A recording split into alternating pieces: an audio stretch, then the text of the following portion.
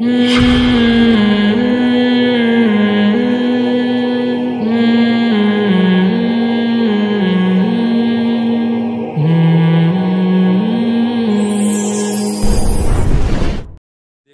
فاروق کے امام صاحب فرماتے ہیں کہ مکہ سے زیادہ مدینہ متبرک ہے، کیونکہ مدینہ میں نبی خود موجود ہیں جبکہ مکہ میں اللہ موجود نہیں۔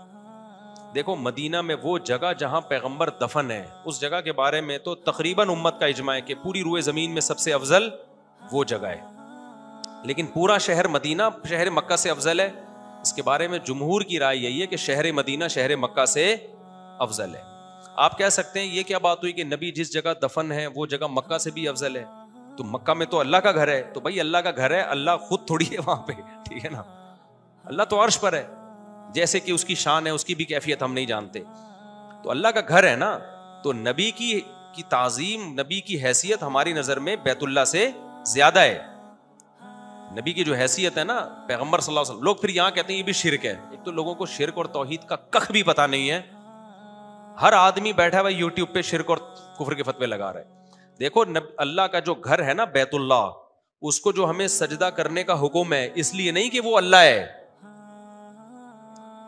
بلکہ اللہ کہتے ہیں میری مرضی میں کسی بھی جگہ کو جہت بنا دوں کہ اس طرف سجدہ کرو، میں مان لوں گا مجھے کر رہے ہو۔ تبھی پہلے بیت المقدس کی طرف اللہ نے حکم دیا تھا وہاں سجدہ کرو، پھر اللہ نے کہا آپ یہاں کرو، تو مشرکین نے کہا یہ کیا، پہلے وہاں، اللہ نے کہا بھائی میری مرضی سے جہاں مرضی کروں۔ سمجھ میں آ رہی ہے بات؟ میری مرضی جہاں میں حکم دوں۔ تو نبی صلی اللہ علیہ وسلم کو بھی حکم دیا کہ جب اللہ کو سجدہ کرنا ہوگا تو کہاں رخ کر کے کرنا ہے سجدہ؟ بیت اللہ کی طرف رخ کر کے۔ باقی بیت اللہ کی فضیلت اس لیے کہ وہ اللہ کا گھر ہے، تو پیغمبر کی فضیلت اس لیے کہ وہ اللہ کے نبی ہیں، تو گھر کی فضیلت نبی کی فضیلت سے زیادہ نہیں ہوتی ہے۔ دیکھو آپ کا ایک اپنا گھر ہے اور ایک آپ کا اپنا بیٹا ہے، بلڈوزر آیا گھر گرانے کے لیے اور بیٹے کو مارنے کے لیے، کوئی ڈاکو آیا، کہا یا تو گھر بچا لے یا بیٹا بچا لے، تو آپ کس کی قربانی دو گے؟ آپ بولو گے گھر گرا دے بھائی، بیٹے کی قربانی نہیں دے سکتا۔ تو اگر بیت اللہ ہو اور ایک طرف پیغمبر ہو، دونوں کو خطرہ ہو، تو جس کے دل میں بھی ذرا سی ایمان کی رمق ہے وہ پہلے بچانے کی کس کو کوشش کرے گا؟ سید الانبیاء کو بچانے کی کوشش کرے گا۔ سمجھ میں آ رہی ہے بات؟ کیوں بھائی بیت اللہ گر گیا دوبارہ تعمیر ہو سکتا ہے، بیت اللہ تو کئی دفعہ جنگوں میں جو بغاوتیں ہوئی ہیں اور گولے باری ہوئے ہیں اس میں بیت اللہ کی دیواریں گرتی رہی ہیں لیکن دوبارہ تعمیر ہوتی رہی ہیں۔ حضرت ابراہیم صاحب نے تو دوبارہ سے تعمیر کیا تھا۔ تو خدا نہ خواستہ بیت اللہ کی فضیلت کو کم کرنا مقصد نہیں ہے، لیکن بتانا یہ کہ یہ جو لوگ کہتے ہیں نا کہ نبی کو اگر بیت اللہ پہ فضیلت دے دی تو شرک ہو جائے گا، شرک جب ہوگا جب نبی کو اللہ پہ فضیلت دینا شروع کر دو آپ، پھر یہ کفر ہو جائے گا۔ تو نبی کو اللہ پہ کوئی فضیلت نہیں دے رہا۔ تو جمہور کا عقیدہ یہی ہے کہ نبی صلی اللہ علیہ وسلم جس جگہ دفن ہے وہ جگہ بیت اللہ سے افضل ہے۔ اب یہاں ایک سوال پیدا ہوتا ہے جب وہ بیت اللہ سے افضل ہے تو پھر طواف اس کا کیوں نہیں کر رہے؟ بھائی طواف وہاں کیا جائے گا جہاں اللہ اجازت دے گا۔ نبی کا طواف اس لیے نہیں کہ تو شرک کا ذریعہ ہے نا، کیونکہ لوگ پھر یہ سمجھیں گے نبی ہمیں دیتے ہیں، تو نبی تھوڑی دیتے ہیں، جبکہ بیت اللہ کی چار دیواری کے بارے میں کوئی عقیدہ نہیں رکھتا ہے یہ دیواریں ہمیں دیتی ہیں۔ نبی تو ایک انسان ہے نا، تو وہاں شرک کا خطرہ ہے اس لیے وہاں پابندی لگائی ہے، اور بیت اللہ تو ایک پتھر ہے بے جان، وہاں شرک کا خطرہ نہیں ہے۔ کسی کو یہ یقین نہیں ہو سکتا کہ یہ بیت اللہ ہمیں دیتا ہے، بھائی یہ تو اینٹیں ہیں تو سعودی گورنمنٹ نے لگائی ہیں، اس کے پردے ہمیشہ چینج ہوتے ہیں، ٹھیک ہے نا، یہ تو اللہ نے کہہ دیا تو ہم پھر۔ اور اللہ نے یہ کیوں کیا؟ اللہ نے اس لیے کیا کہ ہر محبت کرنے والے کو محبوب سے ملنے کا شوق ہوتا ہے، محبوب کے چوکھٹ پہ جا کے بھیک مانگنا اس پہ فخر کرتا ہے وہ۔ تو اب عرش پہ تو ہم جا نہیں سکتے، تو اللہ نے کہا کہ میرے گھر پہ جس نے آنا ہے تو وہ لوکیشن کیا ہے، گوگل پہ لکھو گے اللہ میاں کا گھر کہاں ہے، گوگل بتائے گا یہ اللہ میاں کا گھر۔ تو جو میرے دیوانے ہیں، مجھ سے محبت کرنا چاہتے ہیں، مجھ سے لپٹ نہیں سکتے تو کوئی بات نہیں، وہ ملتزم کی چادروں سے لپٹیں گے تو میں سمجھوں گا کس سے لپٹ رہے ہیں، وہ مجھ سے لپٹ کے رو رہے ہیں، میں یہی سمجھوں گا۔ تو اس لیے اللہ نے بیت اللہ کو بنایا تاکہ ہم اللہ نبی سے محبت کا اظہار تو مسجد نبی میں جا کے کریں گے نا، اللہ سے محبت کا اظہار کہاں جا کے کریں بھائی ہم؟ تو اللہ سے محبت کے اظہار کے لیے اللہ نے اپنا گھر بنا دیا۔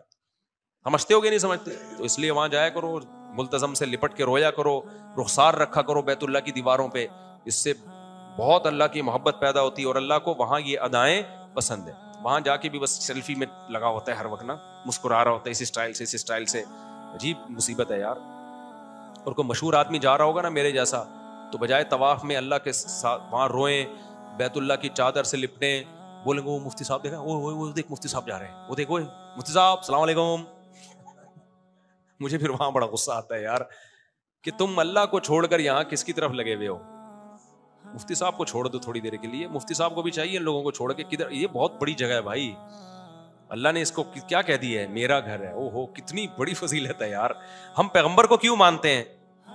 اللہ نے کیا کہا, میرے نبی ہیں, میرے نبی, ورنہ تو آپ محمد بن عبداللہ ہیں بھائی, قریشی ہاشمی ہیں, بس اس سے زیادہ کیا حیثیت ہے. لیکن اللہ نے جب یہ کہہ دیا کہ یہ عام انسانوں کی طرح نہیں ہے بلکہ میرے پیغمبر ہیں, میرے قاصد ہیں, میرے سفیر ہیں, بس اب قصہ کیا ہو گیا, ختم.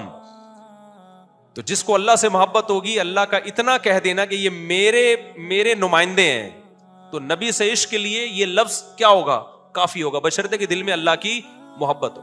تو اسی طرح بھائی بیت اللہ کی تو دیواریں اینٹوں اور گارے کی بنی ہوئی ہیں. ہو سکتا ہے ہمارے گھر میں زیادہ پیسہ خرچ ہو گیا ہو, ہماری دیواریں سونے چاندی کی بنی ہوئی ہوں, کیا خیال ہے بھائی؟ وہ ہمارے گھر تو اندر سے زیادہ اچھے ہوتے ہیں, بیڈ روم ہوتا ہے, صوفے ہوتے ہیں, یہ کچن ہے. بیت اللہ کے اندر جاؤ تو کچھ بھی نہیں ہے بھائی, کیا خیال ہے؟